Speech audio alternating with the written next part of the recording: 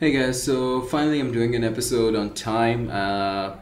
Because of the university and all, I don't get time for many things. So I guess you guys understand all of this.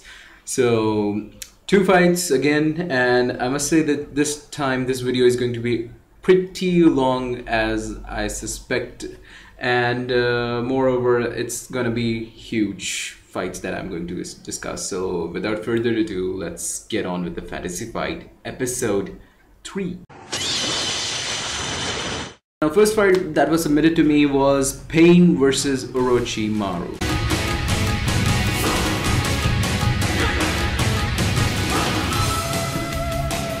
Okay, now let's start off with the similar discussion that I had with you guys regarding Orochimaru having some information about the leader of the Akatsuki. I mean, obviously, Orochimaru is the kind of guy who doesn't take anyone lightly and all, and he is always prepared for anything to happen, and he always has this contingency plan at hand. So what I'm guessing is that Orochimaru may have information on Pain, or maybe not. If he does, he would know that Nagato is the real one, as the real Pain, and the 6 bodies that he would be fighting against are all dead bodies that are being controlled. So I guess that therein lies Orochimaru's advantage, and he can actually hunt down Nagato with much ease. Next point that I want to discuss is immortality versus immortality. As you all know, Orochimaru can't die that easily, neither can Pain. So what I'm saying is that every time you try to kill Orochimaru, he always comes out of anything, and every time you kill Pain, he always gets up, because the real one, the real body, that is Nagato, as long as he isn't destroyed, the rest of the 6 bodies will keep on standing and fighting until you start wearing out. So maybe there might be many severe battle skills at hand. I mean, it may be the case that Pain is pushed to the limit where he has to use the Chibaku Tensei, and Orochimaru has to use the 8-headed serpent to get out of it. Let's not just forget Pain's Rinnegan. I mean, 6 powers of the Rinnegan can actually overpower Orochimaru pretty easily.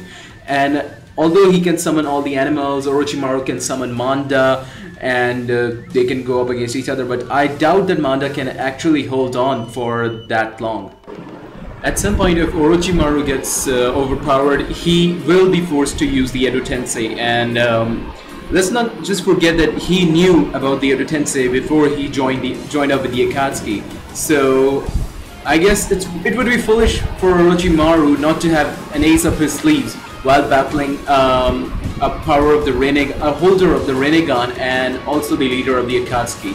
So I guess he will have Edo Tensei at hand, and the Shinobi he may revive, although the limit would be 2, just like in the case of the 3rd Hokage.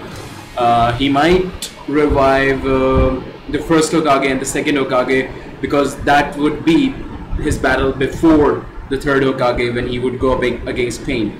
Remember, I'm discussing this fight in the point where Orochimaru is still in the Akatsuki. So it's bound to happen that Orochimaru may summon the 1st and 2nd Hokage at his side to fight for him.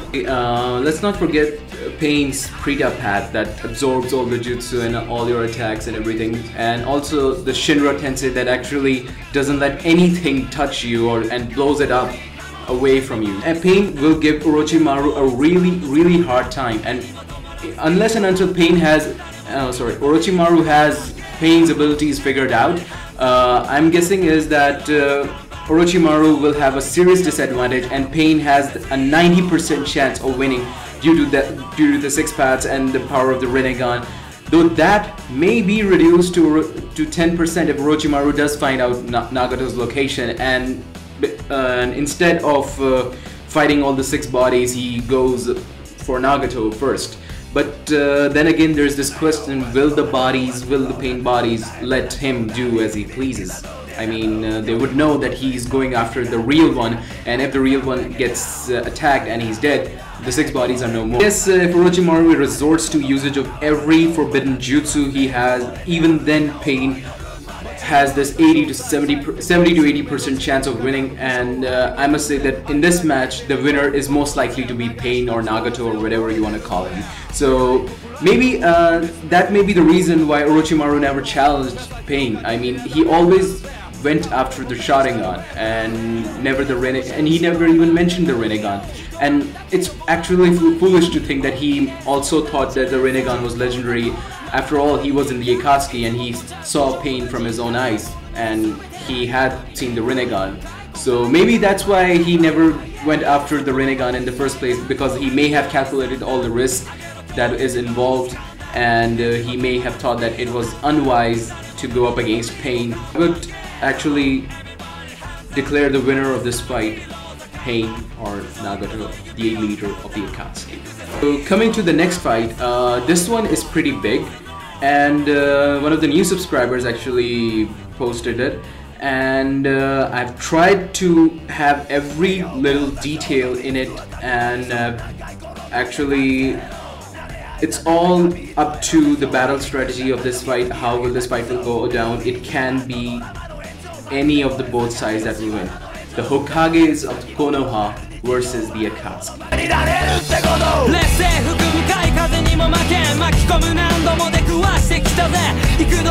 Let's just start off with the random matchmaking. For example, they face off each other, and Minato goes for Itachi first. Hashirama faces Tobi and Deidara. And let's not forget, Hashirama is that legendary ninja whose power is so much that he was actually considered as a legend. He was like a story, and a hero of a particular story told to the ninja kids. And let's just not forget how powerful he is, because Madara Uchiha, the one guy who also was one of the most powerful ninja of the in Naruto series, and as we have seen how powerful he is actually in the manga. So I guess for him to proclaim Hashirama as even more powerful than him, I guess Hashirama cannot be taken lightly. Along with his brother Tobirama Senju and his granddaughter Tsunade, the Akatsuki will have a really hard time, although they have the numbers game in their advantage. There's 6 Path of Pain and 9 to 10 members of the Akatsuki, including Orochimaru. That makes it 16 Akatsuki members versus 5 Hokages. So yeah, the numbers disadvantage is there. Maybe the third Hokage would go up against Orochimaru, and if he isn't included in the fight, he may go up against Conan or Pain, someone big. Let's not forget that Minato will give a really hard time, because he is the Yellow Flash and he's really hard to catch. His speed is just so immense that no one will actually see him coming. But Itachi, yet again, he may engage Minato, or he may actually end up defeating Minato because of it. But we will never know unless and until this fight went down. And also Tobirama may go up against Kisame, Water Style versus Water Style, and Zetsu, as we all know, is just a weak Akatsuki member who can be taken down by, let's say, Minato quite easily. I mean, the battle starts, Zetsu would be the first one to die. And Tsunade is that healing type who will keep on healing everyone, and although there would be a limit to her chakra and all, but a healing ninja is also very essential. Let's not forget, one of the Path of Pain can revive anyone who just dies in front of you. Although that applied only to the paths or the bodies of the Pain, but I'm guessing that it can actually happen to a real life person as well. One of the Akatsuki members, for example, Sasori, dies at the hand of Hashirama. What if that path of Pain can chew him up and just belch out any new Sasori or something like that? So unless and until they have the abilities figured out, because as Tsunade stated in the manga, the medical ninja or the ninja who is helping everyone survive, he is the first one to be taken out. So in that case, the Akatsuki may target Tsunade for it, and the Hokages may target Pain for that, because Pain will give a really hard time. I mean, if Chibaku Tensei comes into play here, Hashirama may be able to stop it, but Tsunade may be a goner at that time. If we talk about animal summonings here, if you're talking about Hashirama and Tobirama still being there, obviously Kurama or the Nine Tails will be under control of the first Hokage. So the animals that may appear would be the Monkey King Enma of the third Hokage, and the Nine Tails, also Gamabunta. Minato may summon his toads, and Tsunade summons Katsuyu to heal everyone. All in all, many epic things will happen if this goes down, and the chances of this fight is Akatsuki versus Hokages is 50-50, because Akatsuki have powerful ninjas as well. Hokages are not behind either, because it's Hashirama we are talking about. Hashirama, Minato, and also we can calculate Tobirama in it as well. Third Hokage might end up dying because of using the Reaper Death Seal on Hidan or Orochimaru, because let's just face it, Hidan may not die that easily. I mean, you can smash him into pieces and all, but he will still survive. Kakazu will also be there, and he has to be killed almost 5 times to be actually killed. So I'm guessing this is going to be one massive fight, and depending on their battle plan and the mistakes and all, it will actually, the balance of the battle will be held in this kind of peril. I mean, it will be so much epic that one single mistake by any of them can lead to defeat. So expected deaths, Kakazu might end up dying, Deidara, obviously third Hokage, and only because if he uses a Reaper Death Seal on someone who is actually invincible, maybe Pain, maybe Orochimaru, maybe Hidan. Hidan may also end up dying. Conan would be the one who will give a really hard time, because as you all know, she actually blew half of Tobi's mask, just how calculative she was.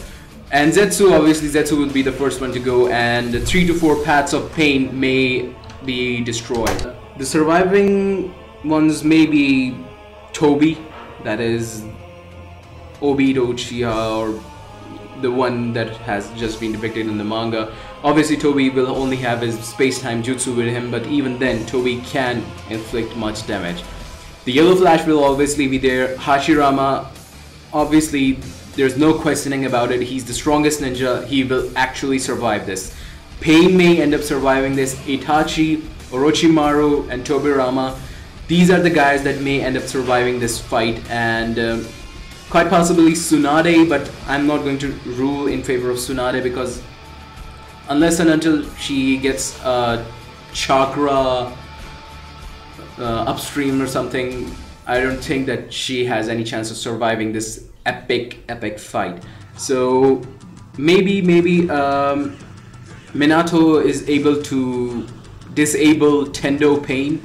I mean, he just uses Shinra Tensei, and Minato, because of his marking, he will obviously mark every one of the Akatsuki in one way or the other. He would have Pain marked up, and what if Pain does a Shinra Tensei, and Minato actually appears just inside the Shinra Tensei and does a Rasengan or something, because Shinra Tensei affects only the one outside the Shinra Tensei and not the one inside of it. So I guess I hope I have done a really good analysis of it, because it is a very huge fight. The numbers game at disadvantage or advantage, or the power balance or anything, this is one huge fight that in which many things or anything can go down. So I guess it's enough for this battle. I guess that's enough for today's episode. Keep subscribing, liking, and commenting. I'm leaving a Facebook link here. This is one of the pages that I admin, and I also post stuff on it. Thank you guys for listening, and keep commenting, keep posting some amazing fights. I really thank you guys a lot that you have been posting some really exciting fights. As for the others who I haven't been able to include, please come up with more creative ones, so I may put them in there. Take care, guys.